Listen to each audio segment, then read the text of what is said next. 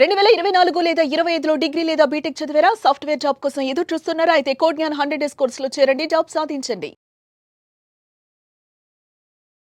నమస్తే అండి, నేను మీ యాంకర్ సిరి. ప్రజెంట్ మనతో పాటు ఉమా గారు ఉన్నారు, వైదిక్ ఆస్ట్రాలజర్. ఎస్పెషల్లీ చాలామంది కూడా కాలసర్ప దోషం ఉందని బాధపడుతూ ఉంటారు. అసలు ఈ కాలసర్ప దోషం అంటే ఏంటి, ఇది ఎందుకు వస్తుంది, ఒకవేళ అది మనకు వచ్చినప్పుడు ఎలాంటి ప్రభావం చూపిస్తుంది, వీటి గురించి ఈరోజు మనతో మాట్లాడడానికి ఉమా గారు ఉన్నారు. వారిని అడిగి తెలుసుకుందాం. నమస్కారం ఉమా గారు. నమస్తే అమ్మా. ఉమా గారు, మీ దగ్గరికి కూడా చాలా మంది క్లయింట్స్ వచ్చే ఉంటారు, మాకు కాలసర్ప దోషం ఉంది, ఎలాంటి రెమెడీ చేపించుకుంటే బాగుంటుంది అని అడుగుతూ ఉంటారు.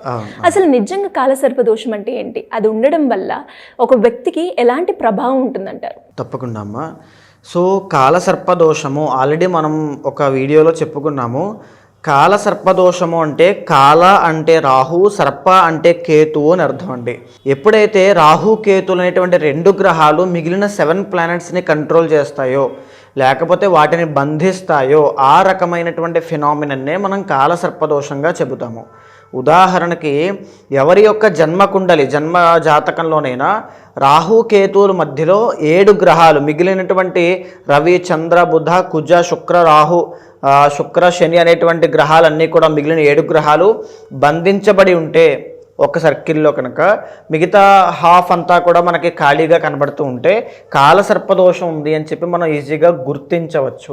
అయితే కాలసర్పదోషం ఉన్న వాళ్ళు ఒకవేళ చూసేటువంటి వాళ్ళకి కాలసర్పదోషం ఉందా లేదా అనేటువంటి ఆలోచన, మీకు ఆ సందేహం ఉంటే కనుక అసలు క్యారెక్టరిస్టిక్స్ ఎలా ఉంటాయండి, వాటిని ఎలా గుర్తించాలి? కాలసర్పదోషం ఉన్న వాళ్ళని మనం గమనించాలి, గుర్తించాలి అనుకుంటే కనుక అండి, కాలసర్పదోషం ఉన్న వాళ్ళకి జనరల్గానే కోపము అనేటువంటిది అధికంగా ఉంటుంది.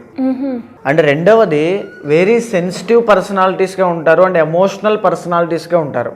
అంటే ఒక మాట అంటే తీసుకోలేకపోవడం, లేకపోతే పడకపోవడం, కొంచెం ఈగో ఆర్ యాటిట్యూడ్ అని కూడా మనం చెప్పవచ్చు. కొన్ని సందర్భాల్లో ఏంటి అంటే నా తప్పు లేనప్పుడు నేను ఎందుకు తగ్గాలి, నా తప్పు లేనప్పుడు నేను ఎందుకు సారీ చెప్పాలి, నువ్వెందుకు నాకు చెప్పాలి, నీ మాట నేను వినడం ఏంటి అనేటువంటి ఒక ఆవేశపూరితమైన భావనకి కూడా లోనవుతూ ఉంటారు. ఎమోషనల్లీ బాగా కనెక్టెడ్ అండి. అంటే ఎవరికైనా సరే, ఎవరైనా వీళ్ళకి మంచి చేస్తే తిరిగి వాళ్ళకి మంచి చేసేంత వరకు వీళ్ళు వదిలిపెట్టరు. అంటే మీకు అర్థమైంది ఏంటంటే ఎక్స్ట్రీమ్గా అతి మంచితనము అనేటువంటిది వీళ్ళకు ఉంటుంది. అతి మంచితనం, దాని మూలానే వీళ్ళు మోసపోతారు. ఎవరూ మోసం చేయాల్సిన పని లేదు, వీళ్ళే మోసపోతారు. బికాజ్ అతి మంచితనం ఉండడం మూలాన. అండ్ ఇంకా చెప్పాలి అంటే డబ్బు అనేటువంటిది విపరీతంగా ఖర్చు అయిపోతాయి. డబ్బు నిలబడదు. 100 కోట్లు సంపాదించినా, 1000 కోట్లు సంపాదించినా వచ్చినట్టుగా వెళ్ళిపోతాయి తప్ప రూపాయి కూడా ఆగదు.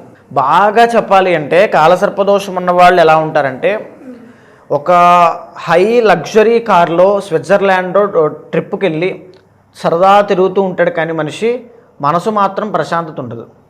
అన్నీ ఉంటాయి లైఫ్లో, డబ్బు, ఈ యొక్క సంపదలు అన్నీ ఉంటాయి, పరివారములు, గౌరవ మర్యాదలు, కానీ ప్రశాంతత మాత్రం ఉండదు. ఇది కాలసర్పదోషానికి ఉండేటువంటి బేసిక్ సిమ్టమ్ అండి.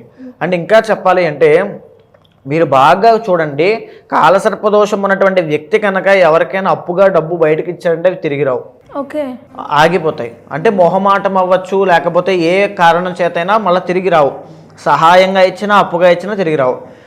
ఏంటి అంటే కాలసర్పదోషం ఉన్న వాళ్ళని బయటికి కనబడడం, వాళ్ళు గంభీరంగా, లేకపోతే కొంచెం ఈ యొక్క పొగరున్న వాళ్ళగా ఎరోగెంట్గా కనబడుతూ ఉంటారు. కానీ అంటే చాలా మంచివాళ్ళు, లోపల ఏమి ఉండదు, కల్మషం లేనటువంటి వ్యక్తులు కాలసర్పదోషం ఉన్నటువంటి జాతకులుగా మనం చెప్పచ్చు.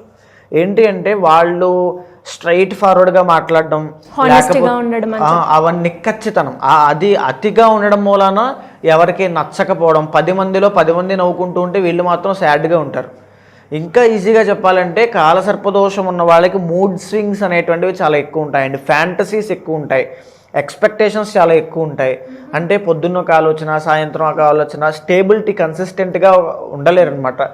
అండ్ దీని మూలానే కాలసర్పదోషం ఉన్న వాళ్ళకి రిలేషన్లో బ్రేక్స్ అనేటువంటివి ఎక్కువ అవుతాయి. అది లవ్ అవ్వచ్చు, లేకపోతే ఏ రిలేషన్ అయినా సరే, ఫ్రెండ్షిప్ కూడా అవ్వచ్చు. బ్రేక్స్ అనేటువంటివి, మిస్అండర్స్టాండింగ్స్, మిస్కమ్యూనికేషన్. కాలసర్పదోషం ఉన్నప్పుడు మనం రిలేషన్షిప్ లో ఎక్కువగా ఇష్యూస్ వచ్చే అవకాశం ఉందంటారు. ఖచ్చితంగా చాలా జాగ్రత్తగా రిలేషన్షిప్ని కాపాడుకోవాలండి. అంటే అందరికీ అని కాదు, కాలసర్పదోషంలో 12 రకాలు ఉంటాయండి. ఈ 12 రకాలు ఈ యొక్క రాహు కేతుల యొక్క ప్లేస్మెంట్స్ మీద ఆధారపడి ఉంటుంది. అందులో కొన్ని రకాలకైతే మీరు నమ్మరు, చేసుకున్నటువంటి సంవత్సరం తిరిగే లోపు డైవర్స్ అయిపోతుంది. అంత ఎఫెక్ట్ ఉంటుందంటారా? అంత ఎఫెక్ట్ ఉంటుంది. మరి దానికి పరిహారం కూడా ఉంటాయి, అంటే చార్ట్ చూసిన తర్వాత ఉంటాయి. కొంతమందికి మీరు బాగా చూస్తే 33 సంవత్సరాలు వచ్చేంత వరకు పెళ్లి కాదు. అవునవును. కాలసర్ప దోషానికి 33 సంవత్సరాలకి ఒక లింక్ ఉంటుందండి, ఒక మార్క్ అనమాట. 33 సంవత్సరాల వరకు లేట్ సెటిల్మెంట్, లేట్ మ్యారేజ్, ఎవరికైనా లేట్గా సంతానం కలగడం. ఆర్ బాగా గమనించండి, గర్భం పోతోంది అంటే అబోర్షన్స్ అవుతున్నాయి లేదా మిస్క్యారీస్ అవుతున్నాయి అనుకునేటువంటి వాళ్ళకి కాలసర్పదోషం యొక్క ఎఫెక్ట్ ఉంటుంది.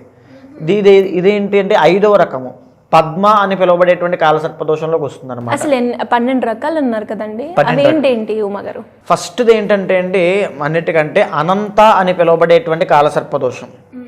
రెండవది గుళిక అని పిలువబడేటువంటి కాలసర్పదోషం. 3 వాసుకి, 4 శంఖపాల, 5 పద్మ ఇప్పుడు మనం చెప్పింది, 6వది మహాపద్మ, 7 తక్షక అని పిలువబడేటువంటి కాలసర్పదోషం, 8వది కర్కోటక అని పిలువబడేటువంటిది, 9వది శంఖచూడ, 10వది పాతక, 11వది విషక్త, 12వది శేషనాగ. అంటే ఈ 12 రకాల కాలసర్పదోషములు ఒక్కొక్క రకమైన ఆస్పెక్ట్లో ఎఫెక్టివ్గా బాగా పనిచేస్తాయండి. అంటే ఒక్కొక్క వ్యక్తికి పెళ్ళయ్యాక కంప్లీట్ డైవర్స్ అయిపోతుంది, ఒక్కొక్క వ్యక్తికి సంతానం అసలు కలగదు, ఫెర్టిలిటీ ప్రాబ్లమ్స్ వస్తాయి, నపుంసకత్వం కూడా కాలసర్పదోష లక్షణం. అర్జునుడికి కూడా ఈ కాలసర్పదోషం ఉండడం మూలానే ఆయనకి శాపము కలగడం, అది ఈయన జ్యోతిష్ చక్రంలో కనబడడం, ఈయన ఏదైతే బృహన్నల ఉంటుందో సో అదంతా కూడా ఈ కాలసర్పదోషం యొక్క ప్రభావము. జూదంలో ఓడిపోయినటువంటి ధర్మరాజుకి కూడా కాలసర్పదోషం ఉంది. అందుకే ఆయన తండ్రిని పోగొట్టుకోవడం చిన్న వయసులో, తరువాత అడవిలు బాట పట్టడం, ఇవన్నీ కూడా కాలసర్పదోషం యొక్క లక్షణాలు.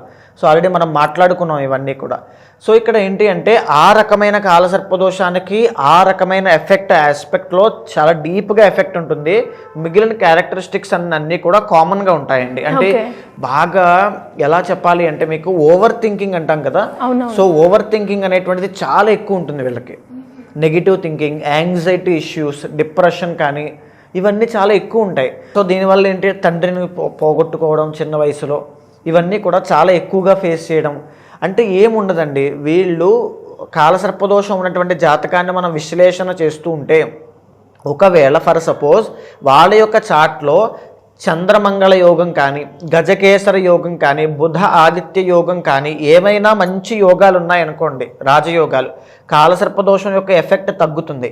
ఇక్కడ ఏమీ యోగాలు లేకుండా ఉన్నటువంటి గ్రహాలన్నీ కూడా త్రికస్థానములు అంటాము. అంటే దుష్ట నీచ శత్రు స్థానముల్లో కనుక ఉన్నటువంటి గ్రహాలన్నీ ఉంటే ఈ కాలసర్పదోషం ఇంకా ఎఫెక్టివ్గా పనిచేస్తుంది. అంటే ఆ వ్యక్తిని ఇంకా నిండా ముంచేయడానికి ఎక్కువగా పరిస్థితులు ఉంటాయి. అండ్ అలాగే కాలసర్పదోషం అన్నారు కాబట్టి మనకి శని, అష్టమ శని ఇలా అయితే ఎన్ని రకాలు ఉన్నాయో ఇందులో కూడా రకాలు ఉన్నాయని చెప్పారు. శని మనకి మంచి చేస్తుంది, చెడు చేస్తుంది. మళ్ళీ అలాగే ఈ కాలసర్పదోషం కూడా మనకి మంచి చెడు అన్నట్టు ఉంటుందా, లేదు అంటే నెగిటివ్ ఎఫెక్టే ఎక్కువ? అంటే దీన్ని 2 రకాలుగా పిలుస్తారండి, కాలసర్ప యోగము, కాలసర్ప దోషము అని 2 విధాలుగా ఉంటుంది.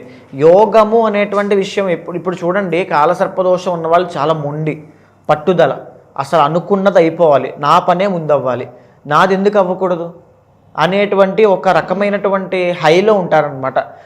దాన్ని ఒక గమ్యం వైపు మీరు పెట్టగలిగితే, మీ యొక్క అలవాటుల్ని, మీ యొక్క బిహేవియర్ని ఒక గమ్యం సాధించడం కోసం పెట్టగలిగితే మనిషి ఎక్కడికో వెళ్తాడు.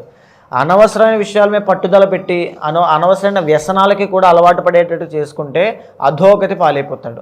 ఇక్కడ ఆ దేని మీద అతను కాన్సన్ట్రేట్ చేస్తున్నాడు అనేటువంటిది మిగతా చార్ట్లో ఉండేటువంటి గ్రహాల యొక్క దాని మీద ఆధారపడి ఉంటుంది, ఆ యోగాల మీద కానీ దాని మీద కానీ. పద్మ కాలసర్పదోషం ఉన్నప్పుడు మీరు లేట్ మ్యారేజెస్, ఇన్ఫర్టిలిటీ ప్రాబ్లమ్స్ వస్తాయి అని చెప్పారు. ఇవే ఉంటాయా, ఇంకా ఎలాంటివి సమస్యలతో వీళ్ళు ఎక్కువగా ఎఫెక్ట్ అయ్యే ఛాన్సెస్ ఉన్నాయంటారు? ఎలాంటి జాగ్రత్తలు పాటించాలంటారు? తప్పకుండా అండి. పద్మ అనేటువంటి కాలసర్పదోషం 5వది.